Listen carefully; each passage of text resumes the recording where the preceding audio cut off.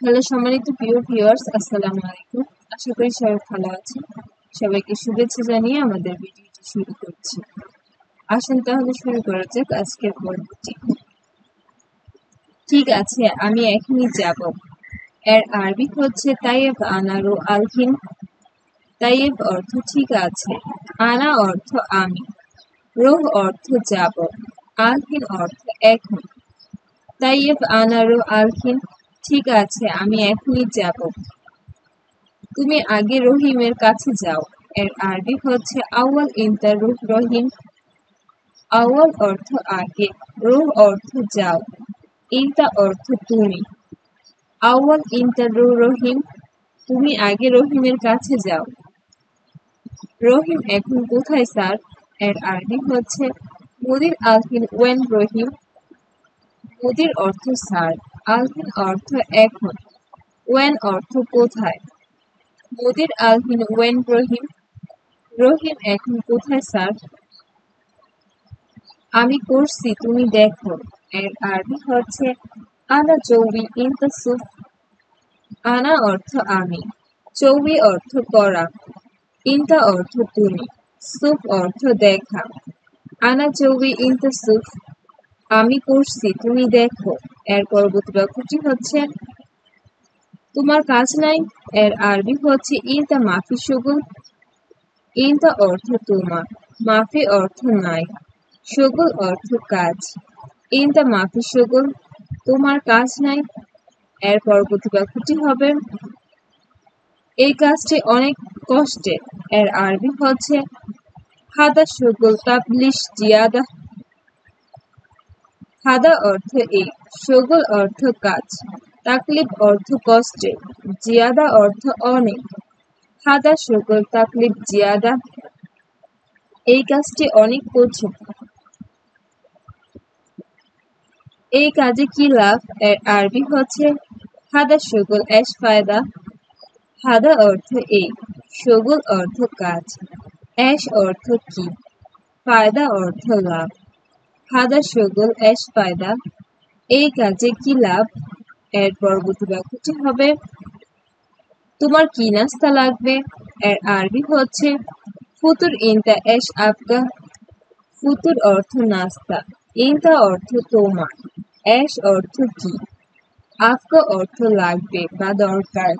ফুতুর ইনতা এশ আবগা, তোমার কি নাস্তা লাগবে?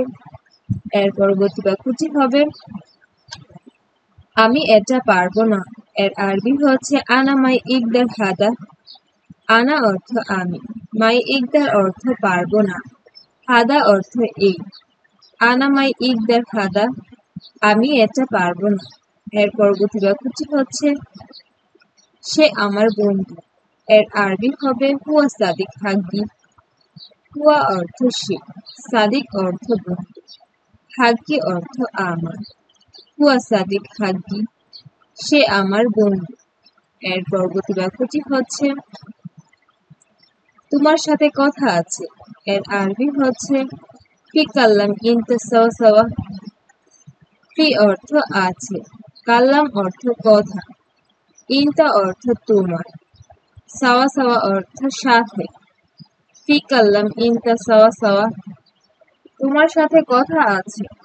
এর পরবর্তী বাক্যটি হচ্ছে তুমি কি দেখো? এর আরবি হচ্ছে এস সুফ ইনতা। এস অর্থ কি, সুফ অর্থ দেখা, ইনতা অর্থ তুমি, এস সুফ ইনতা, তুমি কি দেখো? এর পরবর্তী বাক্যটি হবে আমি জানি না। এর আরবি হচ্ছে আনা মাই আর্ফ। আনা অর্থ আমি, মাই আর্ফ অর্থ জানি না। আনা মাই আর্ফ, আমি জানি না। এর পরবর্তী বাক্যটি হচ্ছে আমার মন ভালো নেই। এর আরবি হবে আনা গালিব মাফি কয়েস। আনা অর্থ আমার, গালিব অর্থ মন, মাফি কয়েস অর্থ ভালো নেই। আনা গালিব মাফি কয়েস, আমার মন ভালো নেই। এর পরবর্তী বাক্যটি হচ্ছে তুমি আমার কথা শোনো। এর আরবি হচ্ছে ইনতা ইসমা সুফ আনা কাল্লাম।